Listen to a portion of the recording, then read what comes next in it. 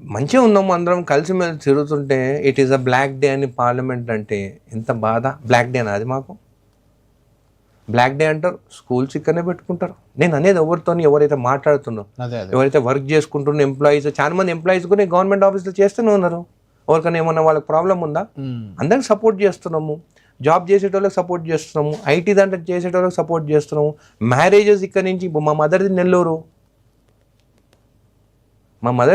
మా తాత వాళ్ళ సిస్టర్ సన్కి కడప కోటిరెడ్డి, మీకు తెలిసి ఉంటుంది కడప కోటిరెడ్డి ఎంత ఆయన మనవరాలని మా తాత వాళ్ళ మేనల్లుడికి ఇచ్చిండ్రు.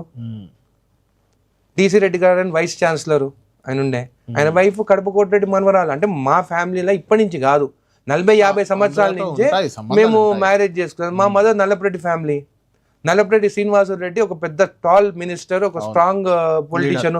మా మదర్ వాళ్ళ చిన్న ఆయననే. అంటే నాకు అన్ని ప్రాంతాల నుంచి నాకు రిలేషన్ ఉంది కదా. మేము ఎప్పటి నుంచో మాకు పెళ్లి సంబంధాలు ఆ ఏరియాల నుంచి ఉన్నాయి కదా.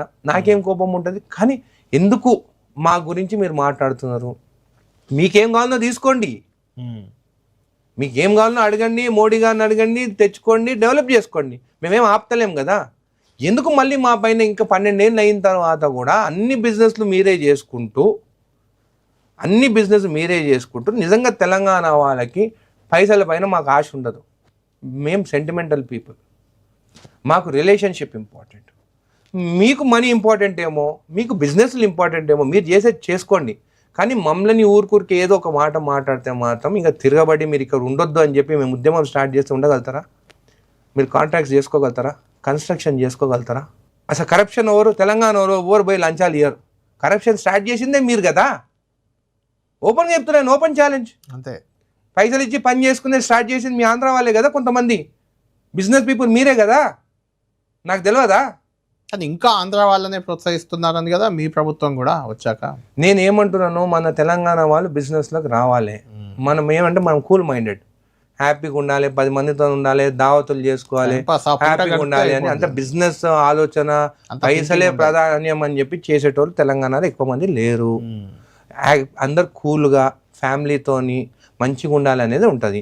వాళ్ళకి ఏంది వచ్చి ఇక్కడ బిజినెస్ చేసుకోవాలి, ఎట్లా వీళ్ళు చేసుకోలేరు కదా, మేము చేసుకోవాలి. అందుకే తెలంగాణ వాళ్ళే ముందుకు రావాలి, కాంట్రాక్ట్స్కి రావాలి, వాళ్ళు టెండర్లో పార్టిసిపేట్ చేయాలి. ఇవంతా టెండర్ సిస్టమే కదా.